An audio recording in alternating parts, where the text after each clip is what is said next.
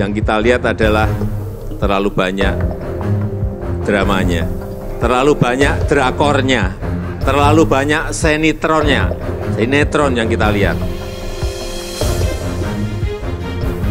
Tapi beberapa hari ini kita sedang disuguhkan untuk menonton drakor yang sangat menarik. Drama-drama itulah yang sebenarnya tidak perlu terjadi. Dan malam ini memang seharusnya kita sedang memulai sesuatu perayaan demokrasi melalui pemilu. Dan namun melihat situasi belakangan ini, tentu kami mendengarkan banyak pihak. Rasanya demokrasi harus kita pastikan bahwa demokrasi bisa baik meskipun sekarang belum baik-baik saja. Kita harus sampaikan ini.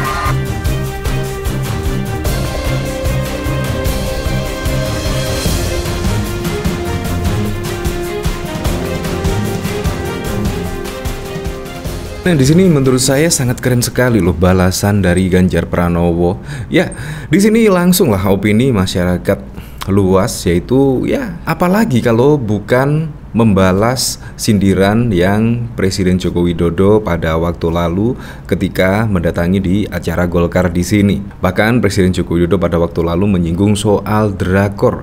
Seharusnya adu gagasan, adu visi misi, tetapi malah disuguhkan drakor, sinetron dan lain sebagainya. Tetapi di sini di momen yang tepat di acara KPU pada waktu undian nomor urut, bahkan juga semua mata tertuju pada undian nomor urut pasangan capres dan cawapres. Nah, disitulah hebatnya Ganjar Pranowo, yaitu membalas telak sindiran yang dilakukan Presiden Joko Widodo pada waktu lalu. Ya jelas, pada waktu lalu Presiden Joko Widodo menurut saya menyindirlah setidaknya, bahkan curhatan dari kader-kader PDIP tentang manuver Presiden Joko Widodo yang menurutnya di luar dugaan. Nah, akhirnya disinilah di momen yang tepat Ganjar Pranowo menyampaikan aspirasinya, menyampaikan unek-uneknya, menyampaikan kata hatinya. Menurut saya sangat keren sekali. Di sini bahkan juga dikomentari oleh Guntur Romli. Pak Jokowi bicara drama dan drakor.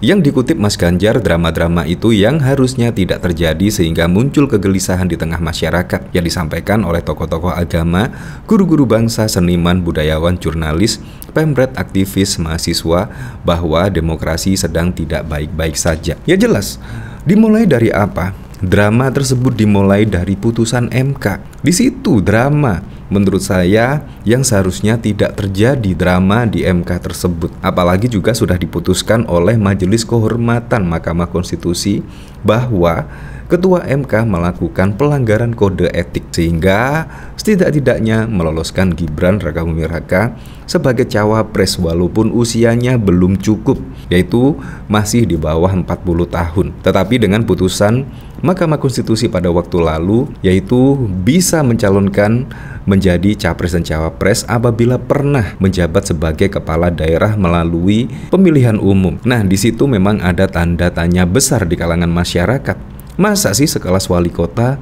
sudah bisa mencalonkan sebagai wakil presiden? Ya, bahkan di situ juga banyak yang berkomentar setidak-tidaknya ya menjadi gubernur lah, setidaknya menjadi gubernur, bukan sebagai wali kota.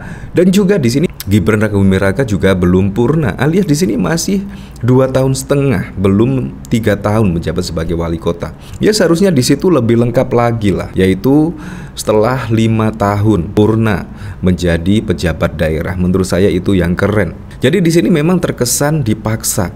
Drama-drama di sini menurut saya terkesan dipaksa ada sehingga menjadi kehebohan publik, menjadi kegaduhan publik, dan bahkan pada waktu lalu juga tokoh-tokoh agama, guru-guru bangsa, bahkan seniman, budayawan, jurnalis, bahkan juga mengomentari demokrasi di sini juga tidak baik-baik saja. Nah, dari sini, yaitu dari berita di sini, pada waktu lalu juga Ganjar sudah menjawab pidato Presiden Joko Widodo soal Pilpres banyak dramanya.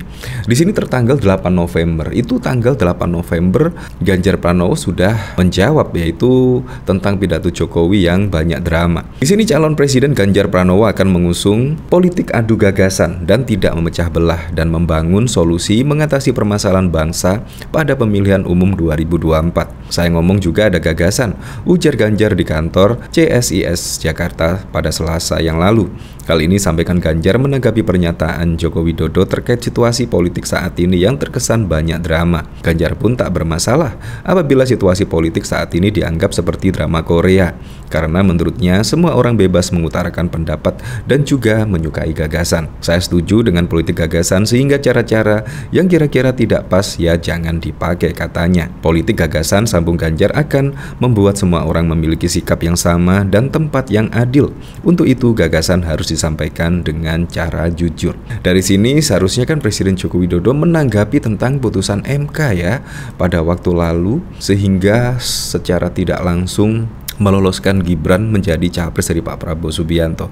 Ya kita ketahui pada waktu lalu juga Gibran tidak mau lah dan mengikuti jari telunjuk Ibu Ketum dan lain sebagainya dan akan mengikuti peraturan dari partai. Padahal juga diketahui baliho Prabowo dan Gibran juga sudah masif disebar. Tetapi di situ juga dibantah oleh Gibran Rakabuming Raka. Tetapi sekarang kenyataannya sangat berbeda, yaitu sudah diundi lah intinya nomor urut capres dan cawapres masing-masing. Artinya di situ Gibran adalah cawapres yang sah untuk mendampingi Pak Prabowo Subianto, dan di situ juga putusan MK juga sudah mengikat dan tidak bisa diganggu gugat. Artinya Gibran adalah cawapres yang sah. Ya kita memang harus move on dan kita harus tunjukkan besok lah. Kalau memang tidak suka dengan Gibran, ya pilih yang lainnya. Kalau tidak suka dengan Anies, ya pilih yang lainnya. Ya, yaitu Ganjar Pranowo nomor 3. Jadi menurut saya itu yang keren. Jadi menurut saya juga nomor urutan 3 juga sangat keren sekali. Apalagi Ganjar Pranowo juga sering salam metal, yaitu salam 3 jari. Di sini sangat keren sekali. Nah, di sini saya penasaran kira-kira komentar-komentarnya seperti apa ya di sini. Di sini dari Indonesiaku Tetap Damai, sinetron. Benar-benar banyak kegelisahan di masyarakat dengan munculnya dokumen fakta integritas. Wah, di sini menurut saya nggak masalah ya, karena akan dilakukan penyelidikan oleh yang terkait. Tetapi kalau drama di MK kemarin kan tidak bisa diganggu gugat ya dan mengikat. Di sini drama yang tidak akan terjadi kalau keluarganya tidak membegal konstitusi. Bisa aja lu yang bilang demokrasi tidak baik, yang sakit hati tuh kader muda terbaiknya dicomot. Ya, 9,5 tahun yang lalu Pak D kemana sih? Kok 4 bulan menjelang Pilpres Ade rame? Demokrasi masih baik. Yang baik itu pikiran lu. Semoga Pak Jokowi peka. Semua yang gelisah itu adalah pendukung setianya Pak Jokowi yang mengantarnya beliau 2 periode ke tangga istana. Mereka yang selama ini memasang badan membela setiap kebijakan Pak Jokowi yang benar untuk kepentingan bangsa. Entur, tingkat kepuasan ke Pak D kisaran 81. Tolong analisa sotoinya dong. Jadi di sini bahkan banyak yang kecewa ya.